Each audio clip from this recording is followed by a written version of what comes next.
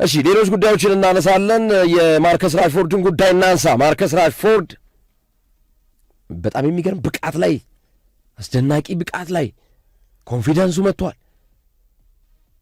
ተከላካዮችን እያስጨነቀ ነው። ከመስመር እየተነሳ ሲያጠቃ የተጋጣሚ ቡድን ተጫዋቾች እሱን ለማቆም እየተቸገሩ እያየን ነው። የማርከስ ራሽፎርድ ብቃት ሚስጥር ምንድን ነው? ግርምዬ ማርከስ ራሽፎርድ ወደ ባርሰሎና ሲመጣ ብዙ ተስፋ ያለው ተጫዋች አልነበርም። እውነት ለመናገር በማንቸስተር ዩናይትድ የነበረው አቋም በተከታታይ 2 ዓመታቶች አለመሻሻል፣ ከአሰልጣኞች ጋር አለመግባባት፣ የባህሪ ችግር እና መሰል ነገሮች ጋር ተደማምረው የባርሰሎና ደጋፊዎች ሳይፈልጉት ሳይወዱት የመጣባቸው ተጫዋች ነው። አማራጭ በማጣት የመጣ ተጫዋች ማለት ነው። በነገራችን ላይ በክረምቱ የዝውውር መስኮት የባርሰሎና 3ኛው ተመራጭ ተጫዋች ነበረ። የመጀመሪያ ምርጫቸው ኒኮ ዊሊያምስ ነበረ። ከዛ ቀጥሎ ሉዊስ ዲያዝ ነበረ። ማርኮስ ራሽፎርድ 3ኛ አማራጫቸው ነበረ እና የመጣው 3ኛ አማራጭ ነው። በባርሰሎና ደጋፊዎችም አትፈርድባቸውም እንደዛ ቢያስቡ። ኒኮ ዊሊያምስ እና ሉዊስ ዲያዝን ሲጠብቁ የመጣው ማርኮስ ራሽፎርድ ከመሆኑ ጋር ተያይዞ ጥያቄ የተነሳበት ነበረ።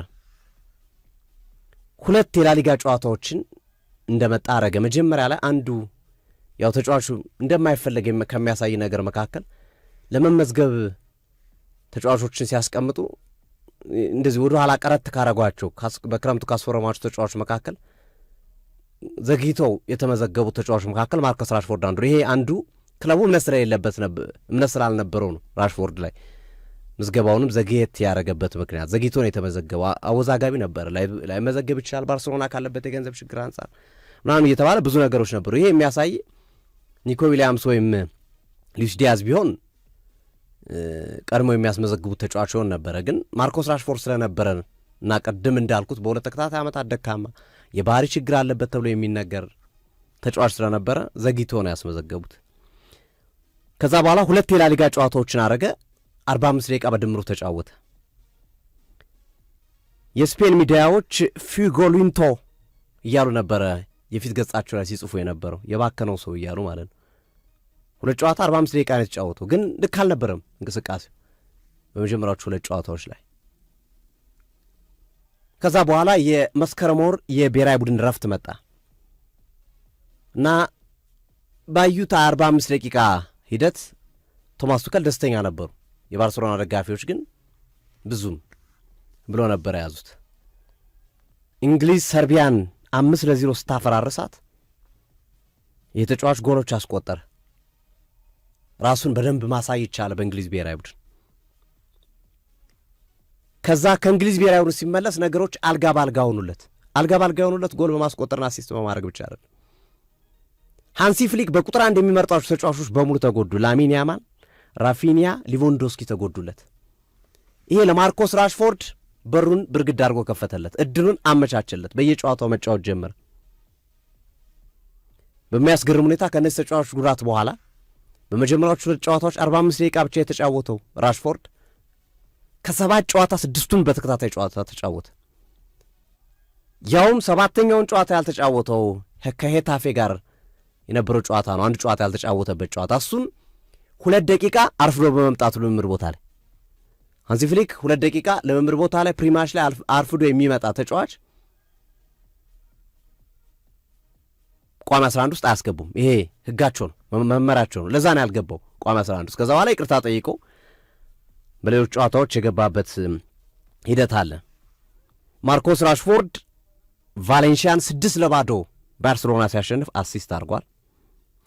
ኒውካስልን በሻምፒዮንስ ሊጉ 2-1 ሲያሸንፉ 2ቱም ጎሎች የሱ ናቸው።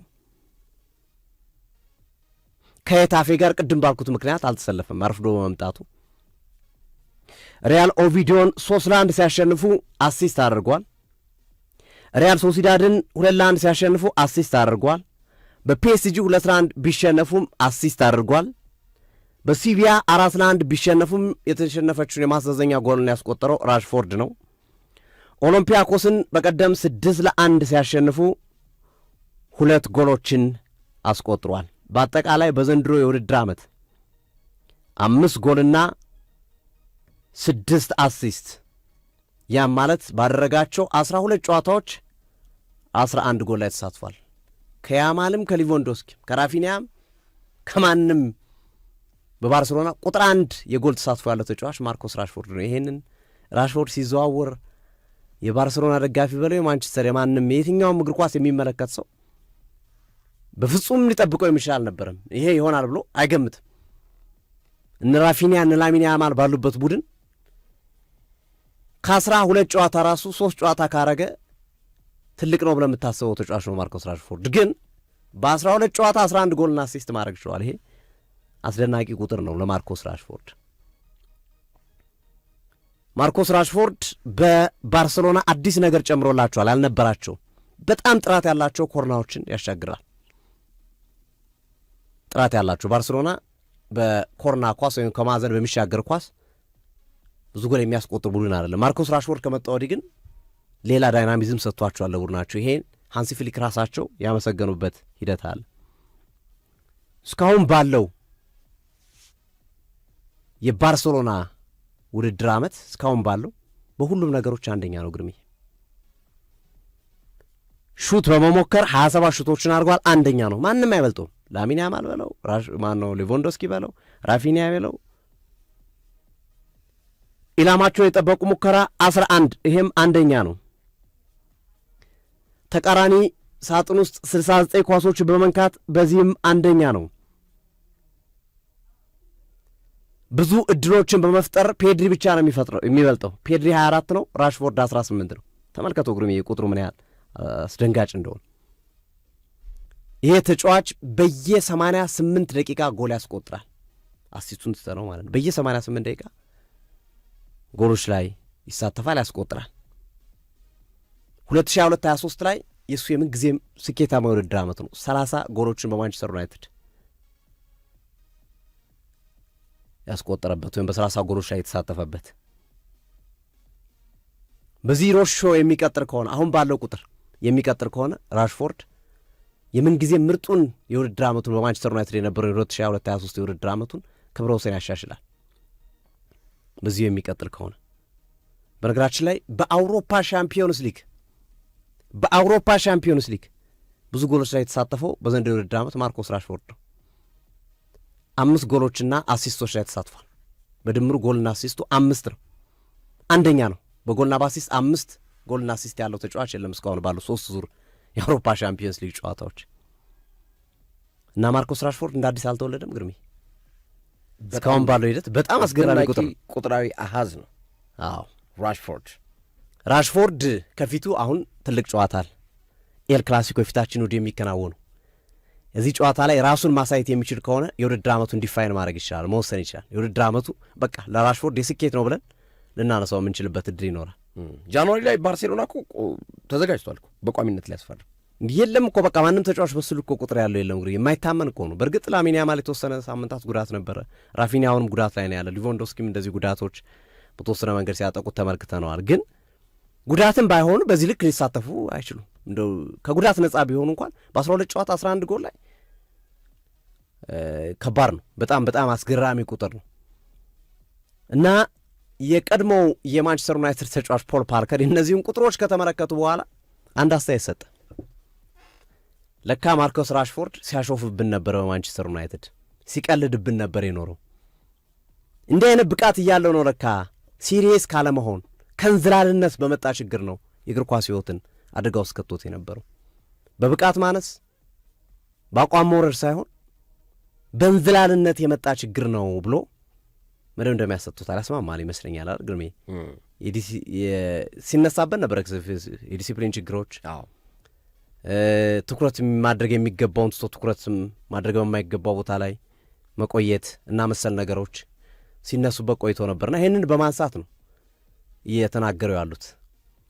ባርሴሎና በጣም ጠቃሚ ነው። ተጫዋቹ ውላይ ሪሊዝ ክሎዝ አስቀምጧል። ብልጥ ነው ባርሴሎና ግርሜ። አሁን ማንቸስተር ዩናይትድ መመለስ አይችልም። ባርሴሎና አልፈልገውም ካላላ በስተቀር እንትኑ ከማንቸስተር ወጥቷል። መጀመሪያም እኮ ዩናይትዶች አስቶን ቪላንም እኮ እንደዚህ ነበር እኮ። አዎ አስቶን ቪላ ላይ ራሱ ኢቨን ራሽፎርድን ሲመልሱ እኮ ውል ማፍረሻ ብር ከፍለው ነው እንጂ በቋሚነት የማስፈረም ውሉ ላይ ነበር እኮ አስቶን ቪላ አልፈልግም ብሎ ነው እንጂ የመለሰው። እኔ አስቶን ቪላዎች የሚቆጩ ነው ይመስለኛል የራሽፎርድን ኳሊቲና ብቃት ከተመለከቱ በኋላ ምንም ጥያቄ የለውም። አስቶን ቪላ ቢመጣ ግርም የኔ እንደዚህ ይገናል የሚል እምነት የለኝም። ወደ ባርሴሎና መሄዱ ለተጫዋቹ ብዙ ነገሮች የተጠቀመው ያለ ይመስለኛል። ምክንያቱም ግርም ያጠገብህ ፔድሪ ነው ያለው፣ ኳስን እንደ ቴኒስ የሚጫወት ነው። አቅልሎ እንደፈለግህ አርጎ የሚያቀብል እንደፈለግህ አርጎ ኳስ የሚሰጥ በብዙ መንገድ ያለ ተጫዋች ነው። ከጀርባ ያለው ፍራንኪ ዲዮንግ ነው። ከጀርባ ያለው ዳኒ ኦልሞ ነው። አንተ ብደክም ላሚን ያማል አለ በቀኝ በኩል ያገባላል። ፌራን ቶሬስ አለ፣ ሊቫንዶስኪ አለ ፊት መስመር ላይ እና አብሯቸው የሚጫወቱ ተጫዋቾች እና ባርሴሎና መምረጡ ማርኮስ ራሽፎርድ ትክክለኛ ውሳኔ ነው ብዬ አስባለሁ። ምክንያቱም ፕሮግረስ ማድረግ ይችላል። በተቃራኒነት በልምድ ቦታ የሚያገኛቸው እነዚህን ተጫዋቾች ነው። ጠንካራ ቡድን ነው የሚገጥሙ፣ ጠንካራ ተከላካይ ነው የሚገጥሙ፣ ጠንካራ ግብ ጠባቂ ነው የሚያገኙ። አስቶን ቪላ ቢሆን ግን በዙሪያ ያሉት ተጫዋቾች ላያሳድጉት ይችሉ ነበር የአቅም ደረጃቸው። እንደነ ላሚን ያማል እንደነ ፔድሪ አይነት አማካኝ የለውም አስቶን ቪላ። ለእኔ ምርጫው ትክክል ነው ማርኮስ ራሽፎርድ ባርሴሎና መምረጡ። ምናልባት እንግዲህ በቀጣይ ጊዜያቶች የምናየው ይሆናል። 26-25 ሚሊዮን ፓውንድ ነው ባርሴሎና የሚወስደው ልጁን፣ በጣም በትንሽ ዋጋ ነው የሚወስደው ማርኮስ ራሽፎርድ እና ባርሴሎና ደግሞ ሪሊዝ ሲወስደው ይሄን ያህል ጨዋታ ካረገልኝ ይሄን ያህል ጎል ካስገባ በቋሚነት ወስዳለሁ ብሎ ውላቸው ላይ አካቷል። ስለዚህ አሁን መብት የለውም ማንቸስተር ዩናይትድ አይ አሁን ይቆይልኝ በቃ ልጄ ጥሩ ተጫዋች ሆኖልኛል ቢል ሩበን አሞሪም አይሆንም።